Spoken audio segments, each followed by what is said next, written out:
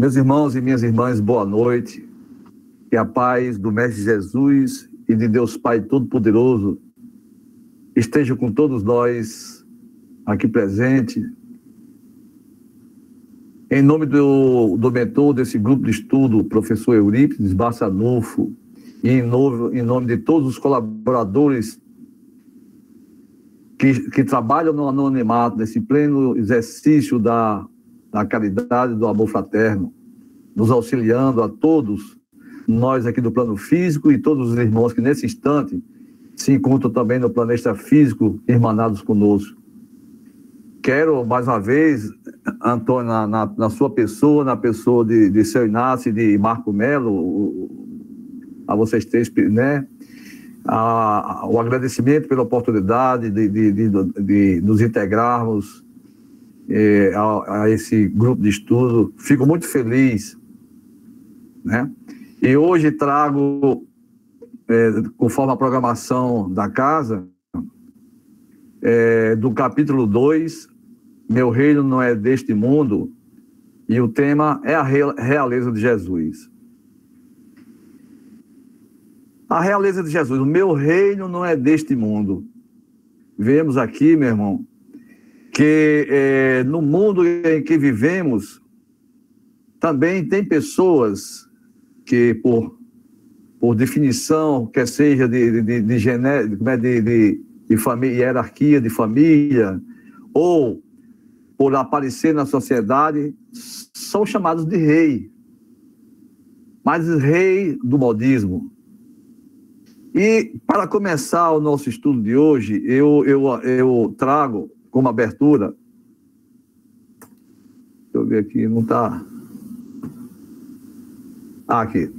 Do livro Vinho de Luz, esse primeiro textozinho pequeno, que justamente ele transcreve para todos nós esse conturbado mundo que a gente vive, que muitos ainda se acham rei, né? Aí ele diz, Emmanuel, meu amigo, no vasto caminho da terra, cada criatura procura o alimento espiritual que lhe corresponde à posição evolutiva. A abelha suga a flor, o abutre reclama despojos. O homem busca emoções, mas ainda mesmo no terreno das emoções, cada espírito exige tipos especiais. Há sofredores inveterados que outra coisa não demandam além do sofrimento. Pessimistas que se enclausuram em nuvens negras, atendendo a propósito deliberado durante séculos. Suprem a mente de torturas contínuas e não pretendem construir senão a piedade alheia sob a qual se comprazem. Temos os ironistas e caçadores de gargalhadas que apenas solicitam motivos para o sarcasmo de que se alimentam. Observamos também os discutidores que devoram páginas respeitáveis, com o único objetivo de recolher contradições para sustentarem polêmicas infindáveis. Reparamos os temperamentos enfermiços que sofrem tóxicos intelectuais, através de livros menos dignos, com a incompreensível alegria de quem traga envenenado licor. Nos variados climas do mundo, há quem se nutra de tristeza, de insulamento, de prazer barato, de revolta, de conflitos, de cálculos, de aflições, de mentiras. O discípulo de Jesus, porém, aquele homem que já se entediou das substâncias deterioradas da experiência transitória, pede a luz da sabedoria a fim de aprender a semear o amor em companhia do Mestre. Para os companheiros que esperam a vida renovada em Cristo, famintos de claridade eterna, foram escritas as páginas deste livro despretensioso, no qual ele se refere, Vinho de Luz. Dentro dele, não há palavras de revelação sibilina. Traduz simplesmente um esforço para que nos integremos do Evangelho, celeiro divino do nosso pão de imortalidade. Não é exortação nem profecia, é apenas convite. Convite ao trabalho santificante e planificado no código do amor divino. se a candeia ilumina, queimando o próprio óleo, se a lâmpada resplende, consumindo a energia que a usina lhe fornece, ofereçamos a instrumentalidade de nossa vida aos imperativos da perfeição, para que o ensinamento do Senhor se revele, por nosso intermédio, aclarando a senda de nossos semelhantes. O Evangelho é o sol da imortalidade que o Espiritismo reflete, com sabedoria, para a atualidade do mundo. Brilha vossa luz, proclamou o Mestre. Procuremos brilhar, repetimos nós. Do livro Vinha de Luz, psicografia de Franciscano Xavier, pelo Espírito da Mano. Assim, aqui a gente já começa a ver aonde ele começa a situar a nós outros com relação às pessoas que se vangloriam no mundo como detentores de poder, né? E a gente vê aí no nosso mundo atual os verdadeiros ditadores, os verdadeiros fascínoras da fé pública, né? Isso em todos os sentidos. Mas vamos lá. Aí começa também nós voltarmos na época de Jesus, os contemporâneos de Jesus, aos quais também eles passavam a ser questionados. Vemos aqui Jesus e Pilatos. Pergunta de Pilato: és rei? Jesus diz: tu dizes, sou rei? Não nasci e não vim a este mundo, senão para dar testemunho da verdade. Você vê que Jesus já começa a questionar Pilatos que ele não participa daquele vínculo social ao qual ele queria colocar ele como rei, porque a forma como Pilatos perguntou para Jesus, perguntou de uma forma sarcástica, e Jesus retribuiu de uma forma amorosa, mas colocando-se como enviado de um outro plano de vida, né, de uma outra forma de se revelar como um ser que veio para mostrar para todos nós aonde deveríamos caminhar após esse mundo ao qual estamos vivendo, né?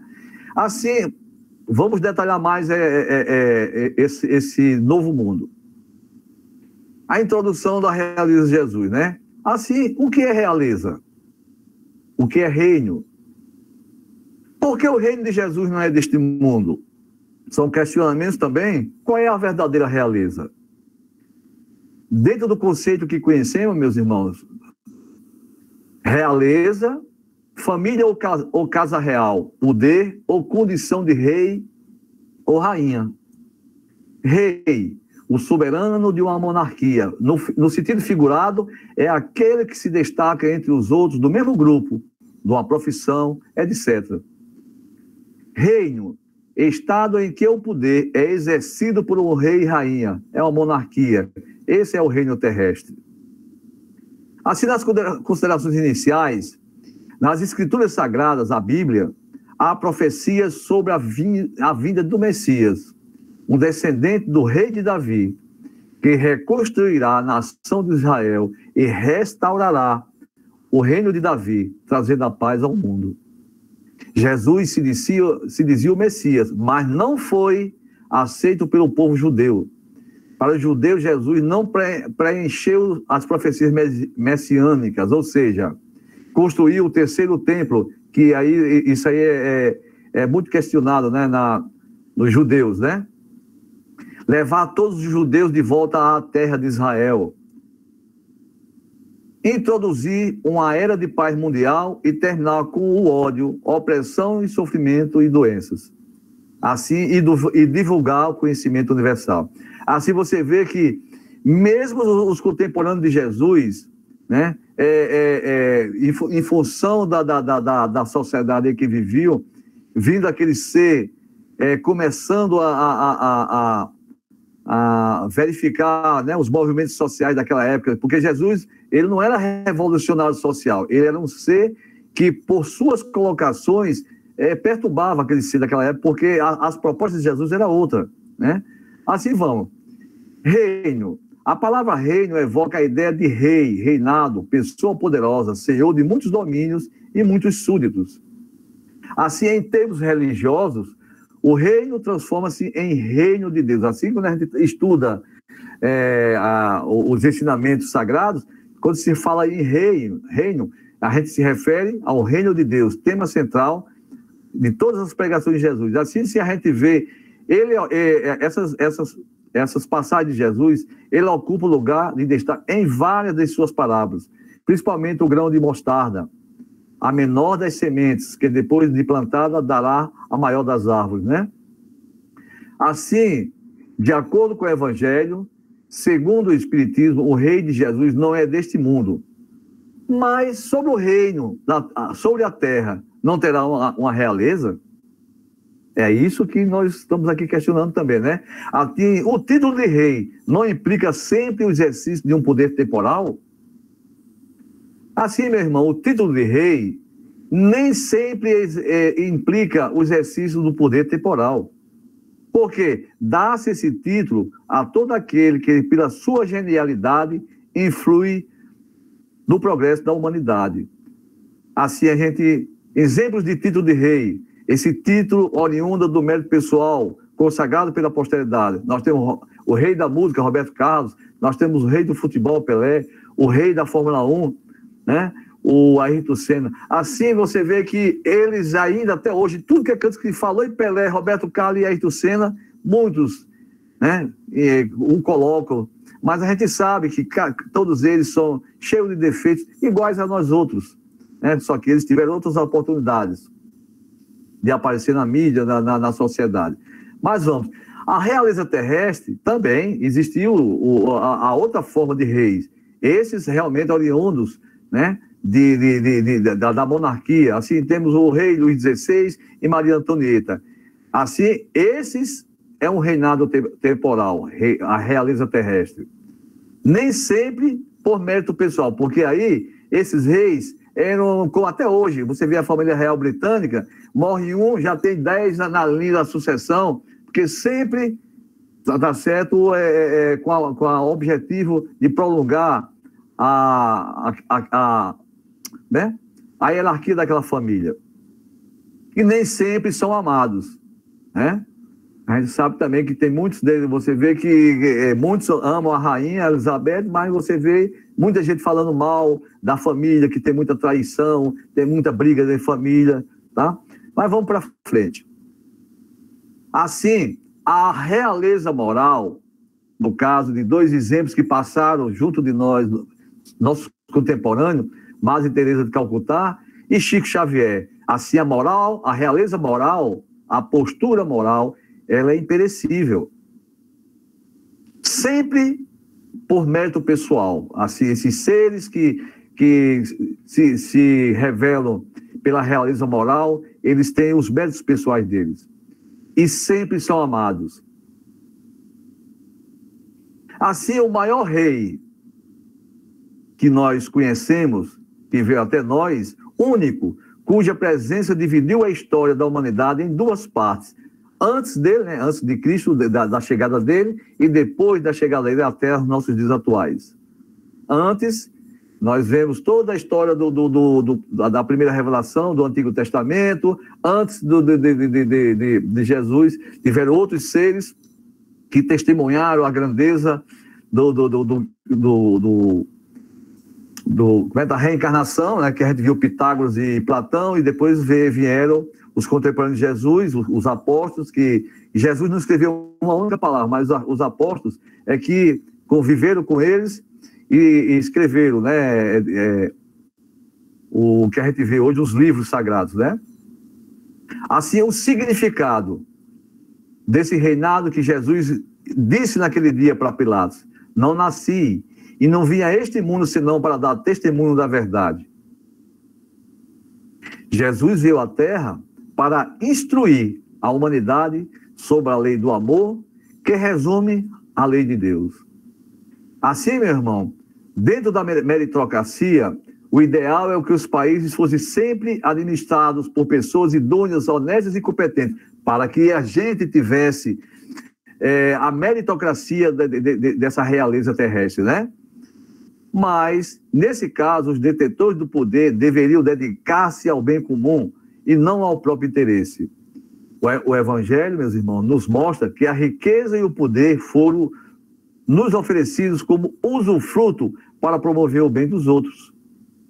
A qualquer momento pode ser retirado, pois não é posse, mas empréstimo de Deus. Ou seja, todos nós sabemos, né, que tudo que temos hoje conquistado em nossas vidas, cada um de nós aqui que está presente, e também os irmãos que já partiram, sabe que tudo aquilo, que o tesouro que a traça conha e ferruja também, todos esses tesouros nos foram emprestados, né? E eles podem ser retirados. Quantos castelos, quantas fortunas a gente vê de um dia para o outro ruírem, né? Porque simplesmente foram empréstimos que Deus deu para aqueles seres e que não souberam usufruir. Mas o que levaremos para a posteridade são as nossas obras do coração. Assim, quem foi Jesus? Nos evangelhos, Jesus é chamado de Jesus de Nazaré. Jesus, o Nazareno. Jesus, o filho do carpinteiro. Ou Jesus, o filho de José. Deveria ter nascido em Nazaré, mas a Bíblia diz que foi em Belém. O motivo aventado foi o perigo e perseguição que obrigou a família de José a fugir para Belém. O cristianismo prega que Jesus veio à terra, meus irmãos, para tirar o pecado do mundo. Ele nos trouxe o 11º mandamento, que é amar a Deus sobre todas as coisas e ao próximo como a si mesmo. Na segunda revelação, a primeira revelação pessoal e local veio com Moisés, no Antigo Testamento. Quem nos trouxe os 10 mandamentos? Na época, vigorava a lei do dente por dente e olho por olho, né? Já na segunda revelação, pessoal e local, veio com Jesus, que nos traçou a lei do amor. Entre os seus ensinamentos estão o amor ao inimigo, o perdoar não 7, mas 77 vezes.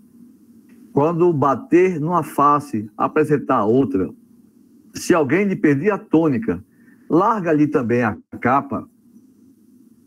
Assim, meus irmãos, essa realeza de Jesus diz respeito à moral e ao mérito pessoal, cada um segundo as suas obras.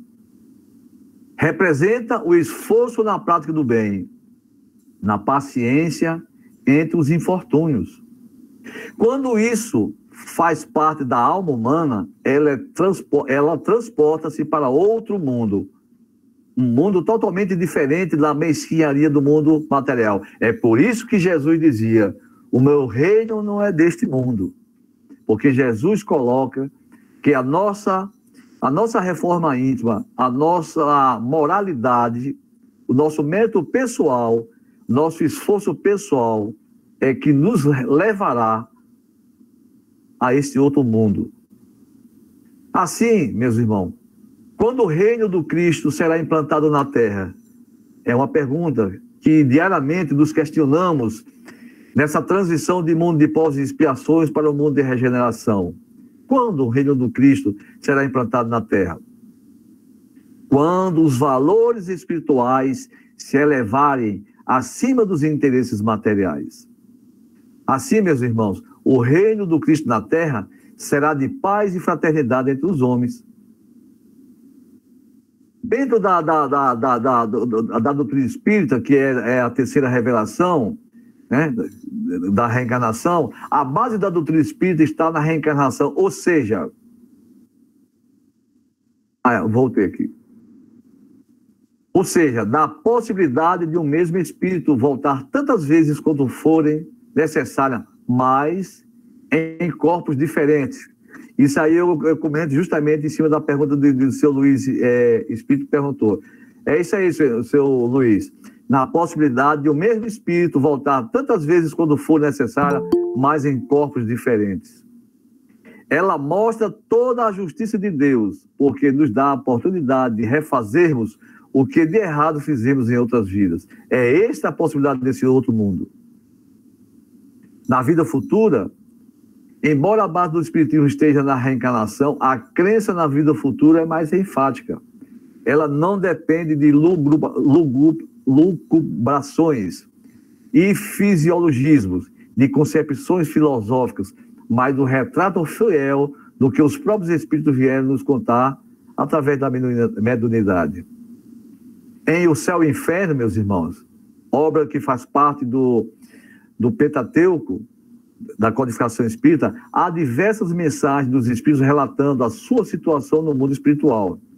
Os que morreram assassinados, os que sofreram enforcamento em praças públicas, nas fogueiras da Inquisição, os que se sentem felizes, entre outros, assim, são diversos relatos que nos mostram essa vida futura.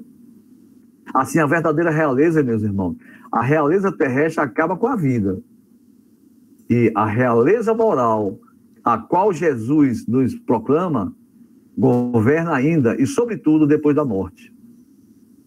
A esse título, Jesus não é o rei mais poderoso do que muitos potentados? Quando ele diz anteriormente o que ele fala, assim, foi, pois, com razão que disse a Pilatos, eu sou rei, mas meu reino não é deste mundo. Conforme Kardec consta na edição de 1984, capítulo 2, item 4. Assim, como conclusão, meus irmãos, se a realeza não é deste mundo, de que mundo será? Poder-se-ia dizer que é do mundo interior, do mundo moral, cuja riqueza nenhum ladrão nos roubará. Assim, meus irmãos, deixo aqui a possibilidade de a gente podermos refletir. Creio que nesses poucos slides, o que eu sempre busco é um tempo exíguo para que sobre tempo para todos nós podemos dialogar, cada um fazer suas opiniões.